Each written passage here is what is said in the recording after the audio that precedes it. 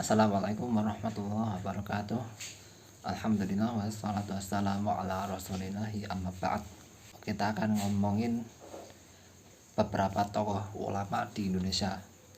Pertama dari Pak Quraisy, di mana beliau ini pakar tafsir dan beliau punya buku tafsir Al-Misbah. Beliau saya kagumi dari tafsirnya yang tafsir bir-ra'yi ya. Tafsir bir-ra'yi itu tafsir dengan pengalaman, dan juga diriwayatkan bahwa Ibnu Abbas juga mengambil ilmu dari orang yang bertikai di sumur, dimana beliau bingung dengan kata fator, yaitu menciptakan, dan orang sumur itu bilang ana aftoruha atau ana fator tuha, aku telah menciptakan sumur itu, maksudnya yang pertama kali buat. Jadi Ibnu Abbas mengambil tafsir bahasa secara lugawi, bahasa itu dari orang yang bertikai di sumur itu. Dan begitu juga Pak Quraisy, dan itu saya banyak mengambil faedah, banyak beristifadah, banyak mengambil faedah dari apa yang beliau sampaikan di kajian tafsirnya. Ya seperti kata apa itu, seperti beliau menafsirkan ayat, beliau itu menerjemahkan kosakata dalam bahasa Arab seperti kata sor-sor, di mana dua huruf yang berulang-ulang itu sor-sor, zalzal itu surat al-zalzalah. Kalau sor-sor itu wa amma atum fa uhdiku birihin sor-sorin atiyah. Adapun kaum Ad, mereka dibinasakan dengan angin sor-sor, dimana dan Pak Quraisy ini menafsirkan kata sor-sor dengan, kenapa kok diberi nama sor-sor, karena angin itu jika berhembus mengeluarkan suara, mengeluarkan bunyi sor-sor, makanya disebut dengan angin sor-sor, karena angin itu berhembus dari padang pasir ya. Karena kaum Ad ini kan mereka diazab di bukit Al-Ahqaf. Al-Ahqaf itu yaitu bukit pasir. Kalau bahasa Inggrisnya the dune apa dan bacanya itu, tulisannya dune gitu, the dune itu artinya bukit pasir. Jadi angin itu berhembus ke bukit pasir itu sehingga menimbulkan suara sor gitu. Jadi makanya angin itu disebut angin sor. Dan itu yang saya terkesan dari Pak Quraisy seperti itu. Beliau menafsirkan dengan bahasa. Wah, ada kucing berantem ini. Kemudian itu dari Pak Quraisy ya, tapi sisi kekurangannya ada. Pak Quraisy itu dengan liberalnya beliau ini, ya memang beliau itu memang terkenal liberal gitu, gampang sekali memudahkan urusan lintas agama. Seperti beliau membolehkan, sangat bahkan menganjurkan mengucapkan selamat Natal itu, dan itu salah satunya ya. Tapi kita boleh ambil tafsirnya, tapi jangan fikihnya itu jangan.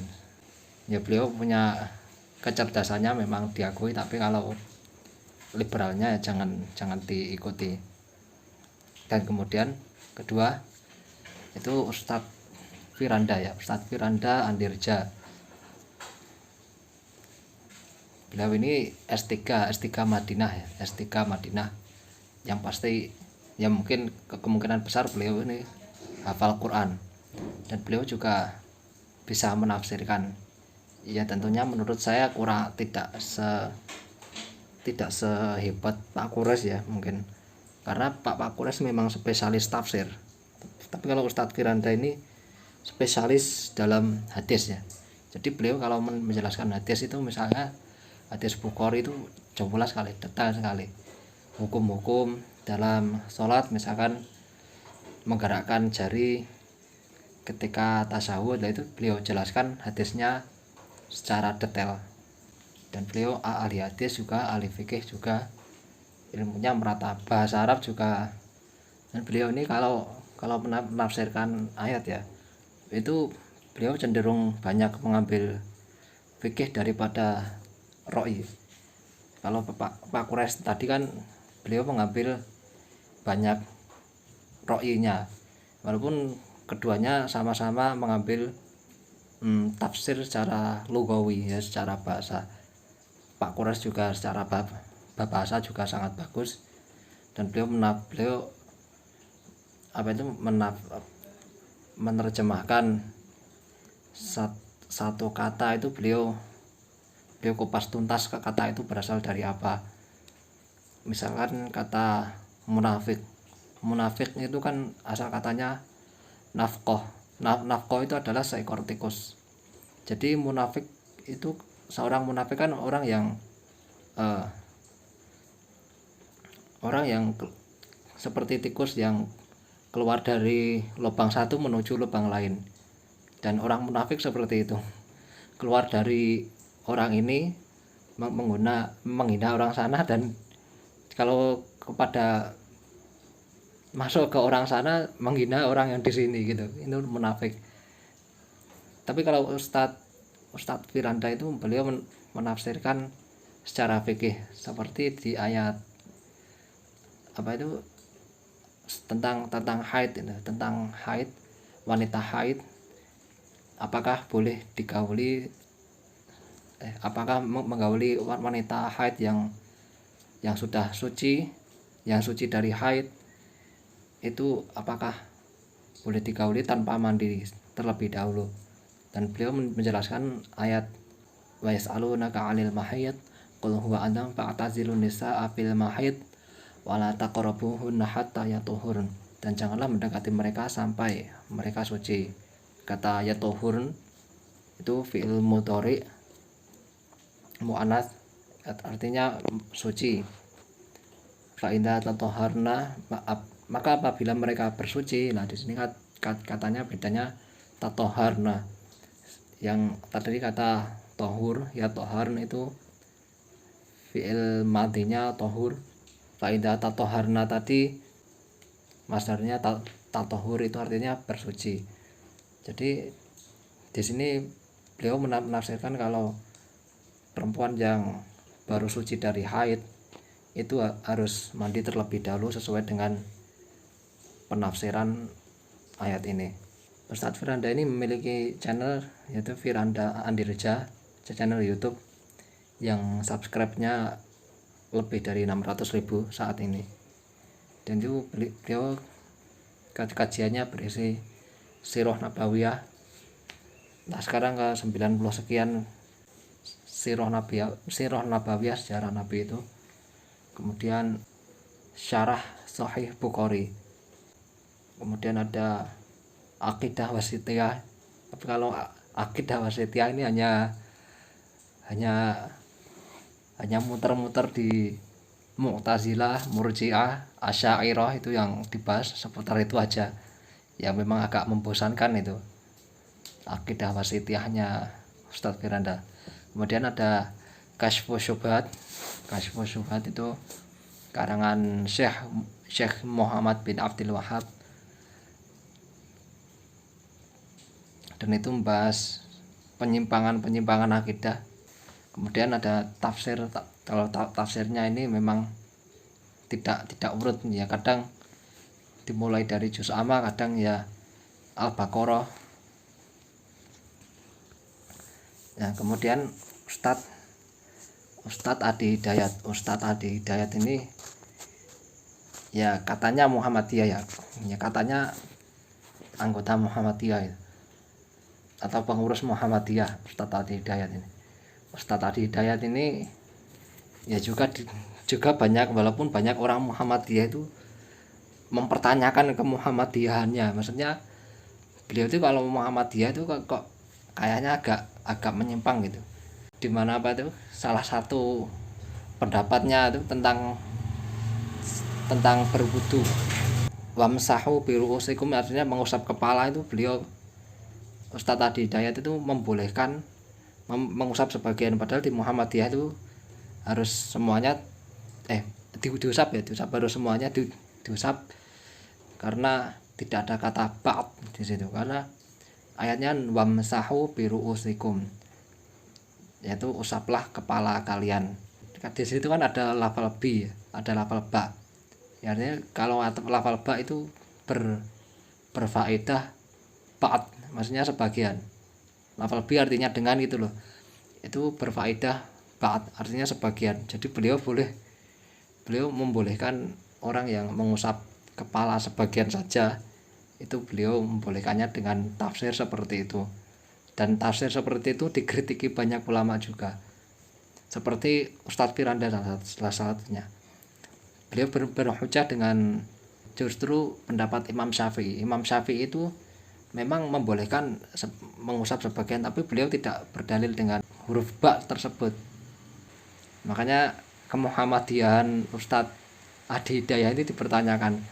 Dan yang tidak kalah penting dari ikonik beliau, yaitu beliau itu terlalu fokus pada nomor surat atau halaman surat, nomor surat, ayat surat, halaman surat, tapi beliau tidak fokus pada isi ayatnya itu. Jadi beliau sering menyampaikan itu ayatnya itu sering salah, seperti ayat fakasyafna angka gitu aka fabasarukal yaumahadid, dan beliau membacanya fakasyafna angka gitu akal fabasarukal wabasarukal yaumahadid, dan beliau pakai wa, itu keliru itu, karena beliau itu terlalu fokus sama itu ya. Beliau juga terlalu banyak retorika itu ilmu berkelit-kelit, jadi ilmu terus muter-muter itu penjelasan yang muter-muter, yang kalau orang awam itu mungkin bisa diwah gitu kalau orang awam, tapi kalau orang yang profesor, yang tingkat intelijensinya tinggi itu diketawain gitu. Dan juga beliau itu cocok logi, Ustadz cocok logi, dimana dalam surat Al-Hadid itu, dalam surat Al-Hadid ayat 25 ya, kata Al-Hadid itu kan ada di ayat 25, wa anzalna hadid fihi ba'sun syadid. Nah itu ayat 25, tapi beliau salah mengartikan dan dikaitkan dengan ilmu kimia. Ilmu kimia kalau di tabel periodik yang isinya 118 nomor atom itu tabel periodik namanya dalam ilmu kimia. Nah dicocokkan sama itu besi nomor atomnya 26 namanya feron. Besi itu feron dalam bahasa kimianya, padahal ayatnya 25, tapi di dalam 26. Beliau kalau menyampaikan ayat itu 26, dan kemudian dikaitkan dengan nomor surat kan 57.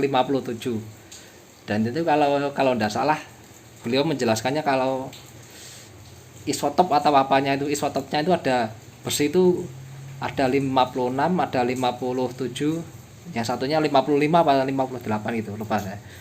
Dan itu beliau menjelaskan kalau stabilnya isotopnya besi feron itu pada 57 itu. Ya, cocok lagi ya, gak masuk ini. Sudah cocok lagi salah lagi. Ustadz Abdul Somad ini. Nah ini juga, ini Ustadz Abdul Somad ini beliau dulu lulusan Mesir ya, tahulah Mesir itu kayak gimana. Tapi beliau setelah lulus baru jebolan Mesir itu, beliau enggak sesyubhat sekarang. Beliau dulu itu masih berpegang teguh pada Quran dan Sunnah, walaupun itu versi Kairo ya, versi Mesir itu yang agak liberal itu. Beliau dulu pernah berpendapat kalau ulang tahun itu haram.